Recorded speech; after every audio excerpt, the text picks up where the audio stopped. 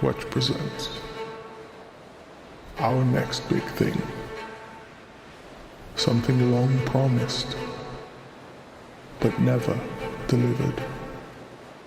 Getting paid for using Twitter.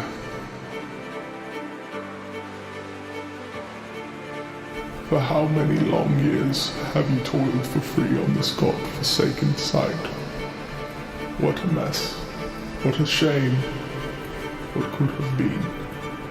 But now Twitch is here to save the day yet again. You'll finally be getting paid for all your hard work.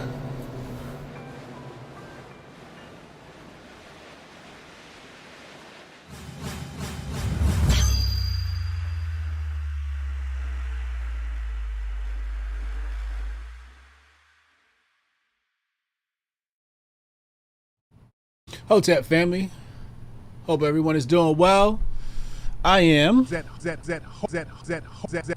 Hotep Jesus dude. This is your daily news update. Welcome all. As you know, we got to start off with paying the bill. Shout out to our official sponsor, Twitch. You showed a really dope commercial prior to this presentation today, and I'm enjoying the platform. So make sure you guys check out Twitch. Really cool stuff happening over there. They are the official sponsor of HotepCon. HotepCon is our annual event that happens between the dates of August 13th to the 11th. Ahern Hotel in Las Vegas, Nevada. I hope to see you guys there. I'm looking forward to see the people who have already purchased tickets. I'm looking forward to hanging out with you and having a really great time. Good food, good drinks, good peeps, good fun. Shout out to Syscoin. Great things are happening with Syscoin. They have some news I can't announce and some news I can. Well, they just did a major update to their roadmap.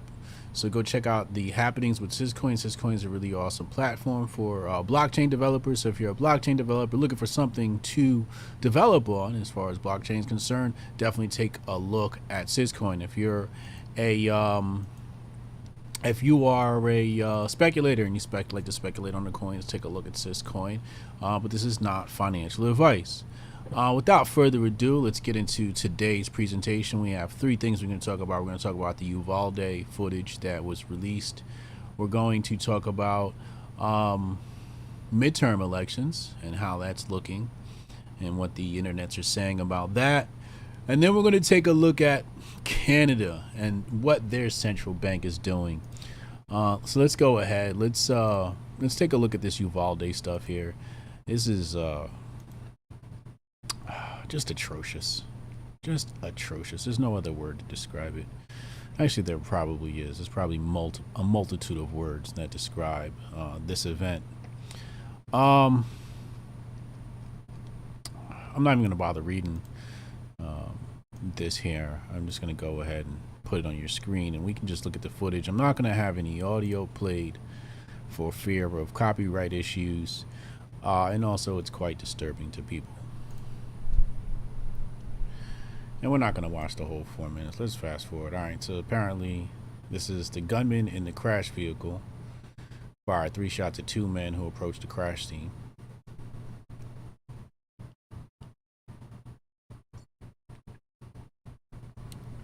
Teacher called 911 to report the gunman. Kids are running.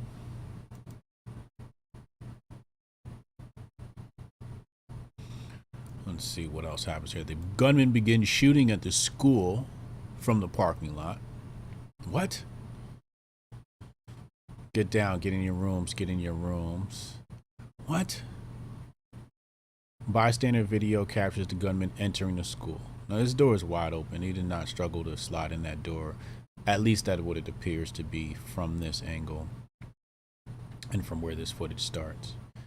I don't know if maybe he was finagling with the door prior to this. Maybe he had some sort of device. I don't know, but it looks like this is all we get. And even that looks a little chopped. Yeah, that there's an edit right there. You guys see that? There's an edit right there. That's not seamless footage. Somebody just clipped something out. What the heck was that? Did you guys see that? Watch this. Did you see it jump? Did you guys see that? Press 1 in the chat if you see that jump in the footage right there. Really suspicious. Who? What? Why would they do that?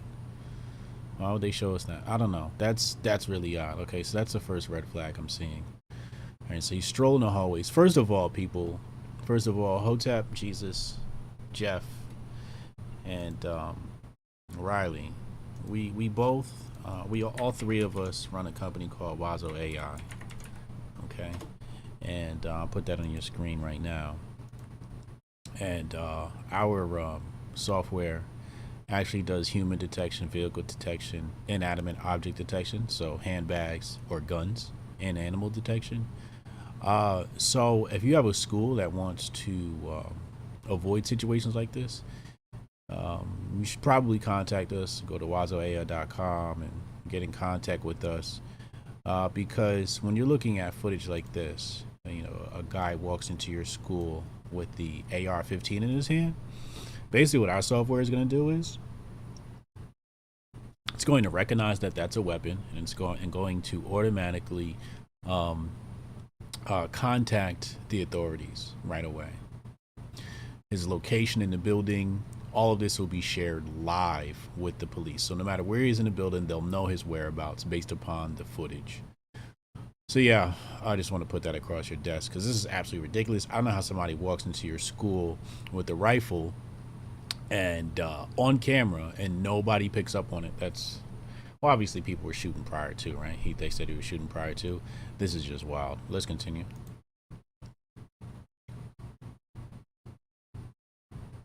He's strolling. He seems really relaxed. See an MK Ultra guy? That's really relaxed for somebody just walking into school with a rifle. Young student comes around the corner as the gunman walks down the hall. Little man's looking at him. Oh shucks, he said, "Oh hell no." Smart kid. Fires his AR-15 inside 2 classrooms. Authorities say more than 100 rounds are fired. Okay. So police enter the school minutes after the gunman. So apparently this is minutes after the gunman. So let's watch this. Let's see what the police do.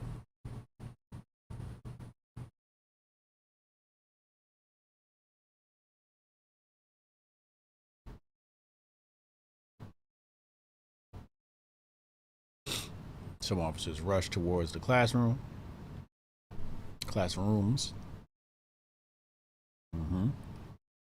Okay.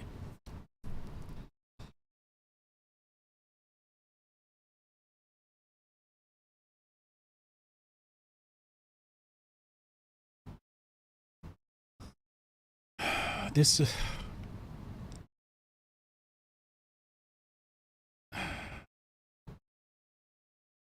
doesn't even seems tactically this feels off. I'm no expert, so I couldn't tell you how, but several things look wrong to me. That's the guy with the Punisher phone. He's got Punisher on his screensaver there apparently. Okay, there's some shooting. Officers retreat to the hallway and take cover after shots were fired by the gunman. Okay, so it looks as though the police were fired upon. More heavily armed officers continue to arrive. They say this is 31 minutes later, and here we have the guy with the shields. Our team with shields. The gunman is heard firing 4 more rounds. Still no movement by the police. Not exactly sure what's taking so long. Okay, so now these guys look like the pros. So the pros have shown up. And then we have the Uvalde police in back. 57 minutes later, still nothing. Okay, so I guess maybe these guys aren't pros. I don't know what's going on. Officers breached the classroom and killed the gunman. Okay, job done. Took them a really long time, 70-something minutes right here. Okay, so here, let's go back to this point. So here, whoops. Let's pull this shot up right here. I'm just going to tell you what I feel is tactically wrong about this. Why is it doing that? Stop being janky, New York Post. All right, so what is that? A team of 2, 3, maybe 4? This is just all tactically off. This is just all tactically off. You got 2 guys on one side of the hall, 1 guy on the other side of the hall. This guy is back here trying to find cover. Tactically, this is just all off. If I'm captain, we're here at this back row where you see this officer grabbing his sunglasses. We're all here, and this is what we're playing from.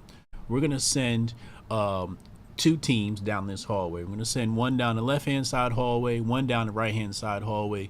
Team A is going to be closer to the doorways, and the other team is going to be back. We're not going to have them parallel because that would put their lives at higher risk and danger. So as we have 2 teams that are going to go down this hallway, this side, I need another 2 teams to do the same thing on the opposite hallway. I need another team to play recon, exit the building, and look, see if we can get some window action and find the shooter through the windows. In the meantime, while we're waiting for the recon, these teams head down the hallway to identify the door that this gentleman is in, the classroom that this gentleman is in. I wouldn't have a team just haphazardly walking around like this, a bunch of individuals. Look what happens when you come down unorganized. I myself probably would have played the negotiator. This is just unorganized. I mean, it's almost as if these people have never watched a SWAT movie or a military movie, a Steven Seagal movie, who's the dude? Van Damme movie, Rambo movie.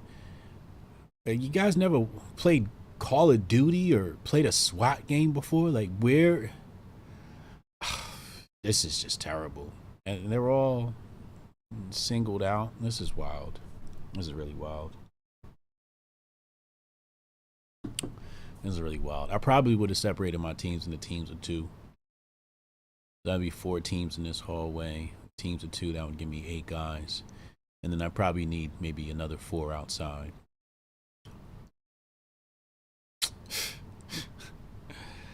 Oh man. So yeah, I guess our police or the Uvalde police need a lot more training. I could have handled that a lot better if I was captain. Okay, let's move on to some more pressing issues. Let's talk about the Bank of Canada, and then we'll talk about midterm elections. Some hilarious stuff happening here.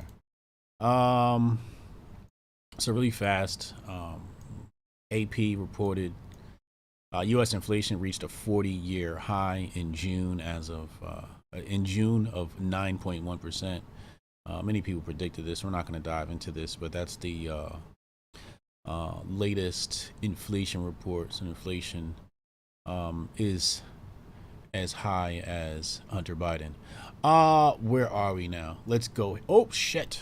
Bring that back. I just accidentally closed the window that I wanted to read. Hold on a second. Okay, here we go. My bad. Okay, so here,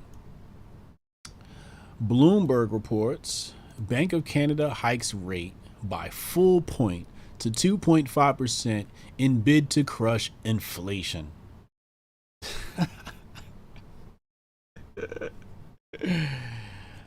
Oh man, can I just take a second here to try to like logically think through this? Okay, so raise interest rates, and basically what that does is it's going to make money expensive. With money expensive, they're trying to make money scarce, and then hoping that, in fact, will do something about inflation. However,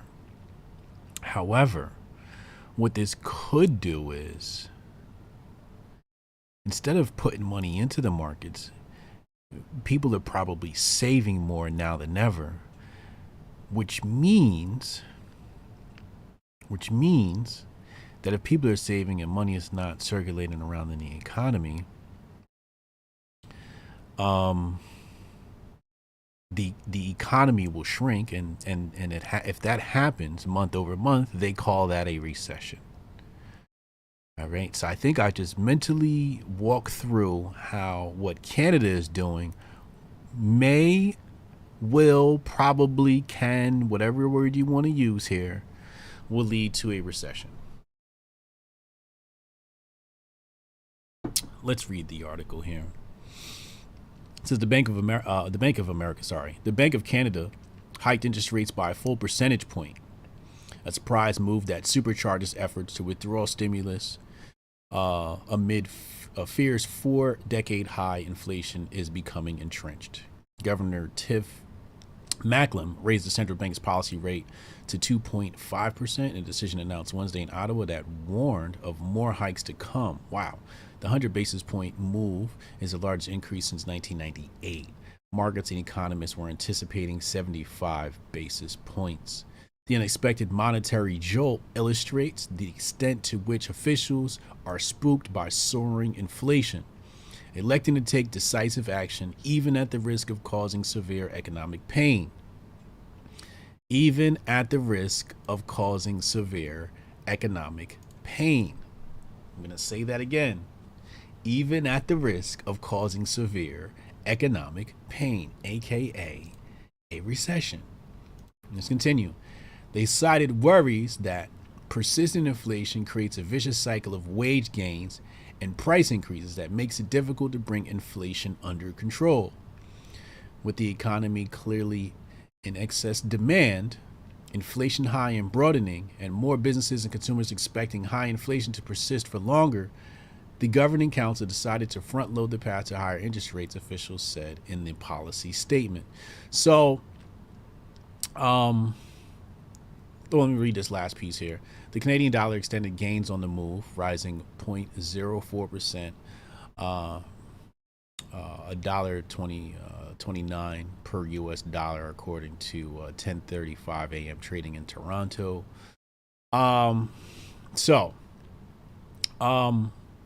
Why did I want to bring this up? I wanted to bring this up because, well, this is a central bank. This is Canada's central bank, and we know, again, my book, The Patriot Report, Unmasking the Conspiracy of Money and War, or Exposing the Conspiracy of Money and War. If you read it, you know these cycles. You are you're well versed in the practices of central banking. I think my book is a very good introduction into understanding the practices of central banking. I wouldn't say the inner workings of central banking, more or less a study of their behavior. If you read my book, you know this is a study of the behavior, not only about how they operate in the greater markets at a macroeconomy level, but also how they come to be about and how they are dissolved. Central banks as they deal with America. This is a book like nothing you've ever read before. Quite different from the conspiratorial stuff you may see on your shelves. And so in this book, this is why I'm personally, because I did the research, thanks to Rothbard and many other researchers, Mises, etc., Adam Smith, Darrell Quigley, Anthony Sutton, did a lot of research, and through my research, which I've compiled in my book, basically shown these weird moves by central banks. Very, very odd, or concerning, I should say. Not odd. For me, it's quite expected, but it is quite concerning when people are subject to some of the practices from these central banks. All right, let's go to midterm elections and then we'll get out of here. Let's close that. All right, so here, let's go to this source. We have this source right here. It's called The News. The News. You see right there? It says The News. Really interesting name. Poll shows tight race for control of Congress as class divide widens. Says here, with President Biden's approval rating mired in the 30s, and with nearly 80% of voters saying the country is heading in the wrong direction, all the ingredients seem to be in place for a Republican sweep in the November midterm elections. Uh-oh. But Democrats and Republicans begin the campaign in a surprisingly close race for control of Congress, according to the first New York Times Siena College survey of the cycle. Overall, among registered voters, 41% said they preferred Democrats to control Congress compared with 40% who preferred Republican control. This 41% we are going to have to pray for. If you are part of the 41% who said you prefer Democrats in control of Congress, let me just tell you, you are an assimilated automaton. You are officially an NPC. There is no excuses. There is no ifs, ands, buts, or exceptions to the rule. It is quite obvious in 2022 that the Republican Party is better than the Democratic Party. That is not to say that the Republican Party is great, good, or perfect, but it is absolutely miles ahead, thousands of miles ahead, thousands of percentage points ahead in righteousness than the Democrats. The Democrats are a radical cult, a radical satanic cult. There is nothing else that describes these people better than that. Radical, tyrannical cult. If you think about all the cults where they had their members brainwashed, that is the Democratic Party. Let's continue. It says among likely voters, Republicans led by 1 percentage point. 44% to 43%, reflecting a tendency for the party out of power to enjoy turnout advantage in the midterms. So this is among likely voters. So people who are likely to vote, they're preferring Republicans over Democrats. For me, this is still too close. I would like to see these numbers be more along the lines of an 80-20, and that would be healthy. It says the results suggest that the wave of mass shootings and the recent Supreme Court decision to overturn Roe v. Wade have at least temporarily insulated the Democrats from an otherwise hostile national political environment, while energizing the party's predominantly liberal activist base. Whoever wrote this, let's find their name. Actually, the name isn't here. Maybe it's at the bottom. But good job. Good job. That is absolutely well stated, sir or ma'am. It's ma'am. It's ma'am. Yes. And this is why everybody, as soon as one of these school shootings happen, this is why everybody goes.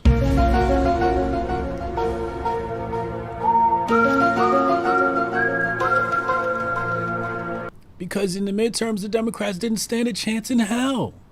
They didn't stand a chance in hell. And hell is their home. Hell is their home. They didn't stand a single chance against the Republicans come this midterm election.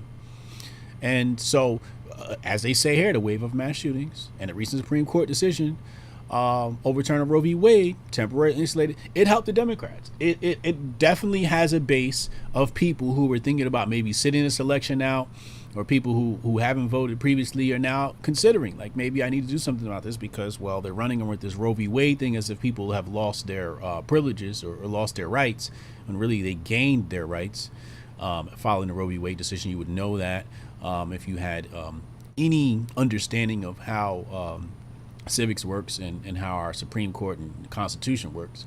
But, that's a skill that obviously isn't being taught in America. It is being taught on this channel, however, and we did cover the SCOTUS decision. I also debated a Democrat congressional candidate on the subject of Roe v. Wade, and she did capitulate to my point in regard to the Roe v. Wade SCOTUS decision. So I suggest you guys go watch that video. If you have not watched it, it's a really good video. It's less than an hour long, and it was very professional. It was very cordial, but in the end, I believe that the truth won. So let's continue reading. It says, but the confluence of economic problems, Oh my God, the economic problems, yes. And resurgent cultural issues has helped turn. So what cultural issues are we talking about here? Are we talking about cultural issues like Jill Biden talking about, Spanish people, reducing Spanish people to tacos? Is that it? Is it the crack in Hunter's pipe? What is it? And resurgent cultural issues has helped turn the emerging class divide in the Democratic coalition into a chasm. A chasm? Is it chasm or chasm? Chasm. I'm sorry. As Republicans appear to be making new inroads among non-white and working class voters. Perhaps especially Hispanic voters. Yes. Hispanic voters know what communism looks like, and they're not going back to their communist countries. They came to America to escape communism. So when they look at the Democratic Party, all they see is communism. So they're obviously going to float on over to the Republicans, especially after the comments from Jill Biden. For the first time in a Time CNN national survey, Democrats had a larger share of support among white college graduates. Surprise, surprise. Like, who's really surprised at that? White college graduates. Yes. This is why I say you got to be careful when you send your children to college. They're going to come out liberal. They go in, they MK Ultra these kids or whatever it is they do, and they come out the other side looking crazy. A striking indication of the shifting balance of political energy in the Democratic coalition. As recently as 2016 congressional elections, Democrats won more than 70% of non-white voters while losing among white college graduates. So white college graduates becoming more conservative, but apparently these non-white voters, the Democrats just got a hold on. They got a real good hold on them. We're going to dive into that in just a moment because there's a lot of history there. With 4 months to go into the election, it's far too soon to say whether the campaign will remain focused on issues like abortion and gun control long enough for Democrats to avoid a long-expected midterm rout. So they're expecting a rout. If it does, a close national vote would probably translate to a close race for control of Congress, as neither party enjoys a clear structural advantage in the race. Partisan gerrymandering has slightly tilted the map toward Republicans in the House, but Democrats enjoy the advantages of incumbency and superior fundraising in key districts. This is true. Recent unfavorable news for Democrats in the form of Supreme Court rulings and some tragic news nationally might ordinarily mean trouble for the party in power, but that's not what the results suggest. The survey began 11 days after the Supreme Court's decision to overturn Roe v. Wade, when cell phones are still buzzing with news alerts about the mass shooting in Highland Park, Illinois. It says here, in an open-ended question, those who volunteered that issues related to guns, abortion, or Supreme Court were the most important problem facing the country represented about 1 in 6 registered voters combined. These voters prefer Democratic control of Congress, 68% to 8%. So, so 1 out of 6 voters are concerned about abortion, Supreme Court, and guns. And of those voters, they're 68%. That's not good. To be 68%, I mean, obviously we can't take this poll too serious, but assuming that this poll is legit and these people are, in fact, real people, if they are 68% leaning towards how Democrats feel about guns, abortion, and the Supreme Court, that does not bode well for freedom. Some of the hot button cultural issues thought to work to the advantage of the Republicans at the beginning of the cycle, like critical race theory, have faded from the spotlight. Yeah, the critical race theory just didn't have any legs. Nobody really cares. Only 4% of voters combined said education, crime, and integration was most important issue facing the country. Let's skip down here. They interviewed this lady. They said, Lucy Ackerman, a 23-year-old graphic designer in Durham, North Carolina. So Lucy, I'm just going to go ahead and assume her pronouns here. Okay, her pronouns are she. I just want to make sure we get that right. You don't want to be canceled. Lucy is 23 years old, and she's a graphic designer. So she's a creative. When you're dealing with creatives, you're definitely dealing with emotional people. So yeah, let's continue. Mr. Biden had repeatedly failed to live up to election promises. This is what she said. She says he failed to live up to election promises. Okay, so hopefully she learned her lesson, right? It says here she recently registered with the Democratic Socialists of America.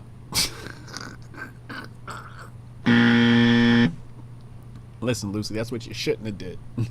That's what you should not have done. You see where you messed up at? It was right there. Nonetheless, she has committed herself to getting as many Democrats elected this fall as possible. What? Let's follow this line of decision making, this line of thinking. She said Biden has completely failed to live up to election promises. She's only 23, so she hasn't seen much politics in her life. She registered with the Democratic Social America, but she's still committed to getting them as many votes as possible. What? What? You just said he failed to live up to his campaign promises, and you're like, oh, we need more of these guys. Who thinks like that? How do you, where's the rationale there? She says the Supreme Court's decision to overturn Roe made politics personal. She and her wife, oh, there we go. There we go. Married after the decision leaked out of fear that the court might roll back same-sex marriage rights. Next. The recent events have given me this push to do more, she said. I've gotten more involved in political efforts locally. I've helped sign friends up to vote.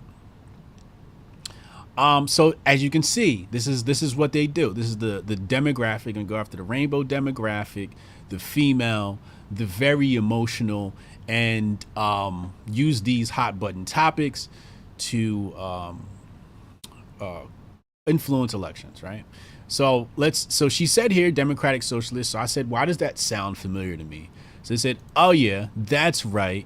The Social Democratic Party of Germany, German Social Democratic Party of Poland. It just started reminding me of the Russian Revolution. So if we look at the history here, the Social Democratic Party has its origin in the General German Workers Association, founded in 1863, and the Social Democratic Workers Party, founded in 1869. So I said, wait, when was Das Kapital by Karl Marx printed?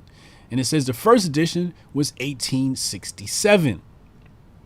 So this is the formation of this modern, I would call it modern socialism, modern communism. It finally gets a name, right? So people would say that Karl Marx is the father of this thing. From my studies, he's not. He's merely given the credit. There's a group of gentlemen, I think it's the Knights of the Golden Circle, I forget, some Illuminati type group that really understands how to topple governments and how to take control of them and centralize power within a body of people. And they sprout up right around this time, like 1863. So it's founded in 1869. Das Kapital is published in 1867, rushed out allegedly through the hands of Karl Marx. You guys can go look up that's conspiracy theory, blah, blah, blah, blah. So she's basically a tool of communism. Miss Lucy here, what's her name? Lucy Ackerman and her wife are tools of communism. And you can expect nothing less from these people. You're not going to expect too much thinking or independent thought from these people, mostly because anything contrary to their belief is lambasted as white supremacy, patriarchal, misogynistic, transphobic, or some other term they made up while they were in the bathroom. Joe Music, thank you for the super chat. I'm going to knock out super chats right now. He says, shout out Hotep Jesus and Unc Pog Hunter and Eric July for making $1.3 million in 3 days selling his comic independently. Great men leading the culture. Yes, we're going to talk about that tomorrow night on the show. Eric July has definitely eclipsed the 1 million mark on his comic book. Thank you for the reminder. I gotta go cop mine. I need probably like 3 copies. So yeah, make sure y'all go support Eric July, because Marvel's just done a terrible job of, they just wokeify everything, and it's just terrible. St. Johnny said, be careful, bro, speaking too much truth, support 100. Thank you, bro, I appreciate the love. Ladies and gentlemen, and this has been a wonderful broadcast. Thank you for tuning in. I will see you tomorrow right around 11:30, I guess. 11:30 for your next news update. I'm your host. That Hotep Jesus dude. And you all be well. I'll see you at HotepCon. HotepNation.com. Go get your tickets. Twitch presents our next big thing. Something long promised, but never delivered. Getting paid for using Twitter.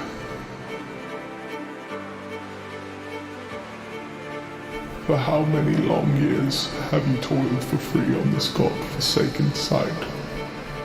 What a mess. What a shame. What could have been. But now Twitch is here to save the day yet again. You'll finally be getting paid for all your hard work.